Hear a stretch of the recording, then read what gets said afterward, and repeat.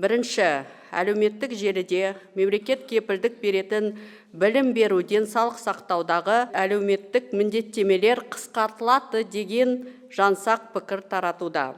Алайда, жаңа Конституция жобасының преамбуласы мен бірінші бабында еліміздің әлеуметтік мемлекет екені нақты әрі айқын жазылған.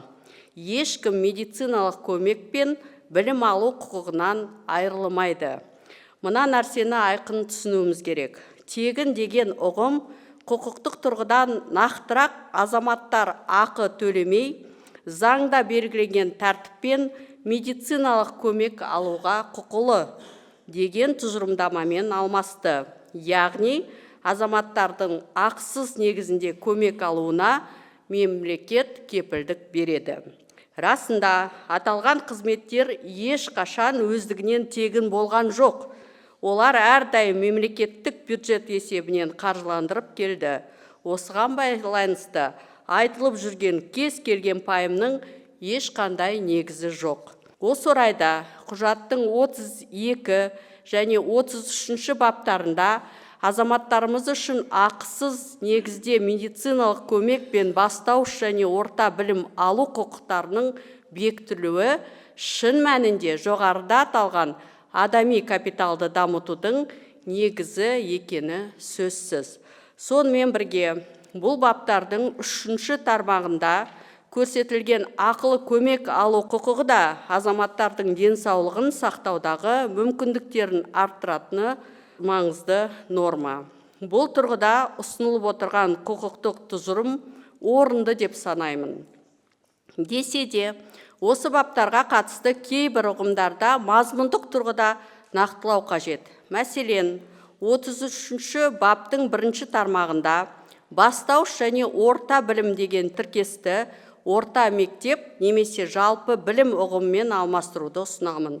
Өйткені құқықтық тұрғыда елімізде мектеп қабырғасында алған білім бастауыш емес, тек 9 және 11 сыныптардан кейін ғана құжат түрінде нақтыланады.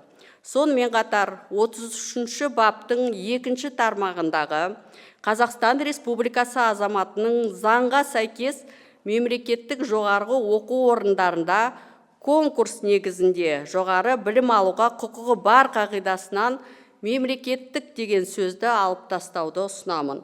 Себебі, бұл Конституцияның бұрынғы жобасынан қалған норма ретінде жоғарғы оқу білім саласындағы қазіргі заманауи өзгерістерге сай келмейді.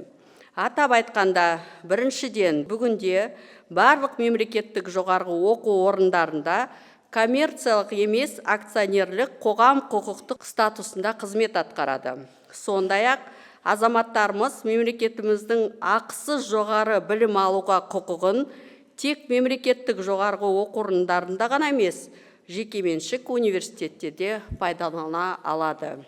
Екіншіден, жаңа Конституция жобасында дін мен мемлекеттің ара жігі нақты ажыратылып, білім беру мен тәрбие жүйесінің зайырлы сипаты айқындалды. Білімнің зайырлы болуы көп конфессиялы қоғам үшін жас ұрпақтың дүние танымын кеңейтіп қана қоймай, қоғамдағы келісім мен тұрақтылықты нығайтуға ықпал етеді. Сондай-ақ Конституцияда некенің ер адам мен әйел адамның ерікті таңдауы мен тең құқығына негізделген одақ екені анық көрсетілген. Бұл тұжырым қоғамдағы отбасы институтының маңызын көрсетеді. Сондықтан мұндай қағидатты орынды деп ойлаймын. Аталған норма отбасы институтының тұрақтылығын нығайтуға, дәстүрлі құндылықтарды құқықтық деңгейде қорғауға және әйелдердің құқығы мен заңды мүдделерін күшейтуге негіз болатыны анық.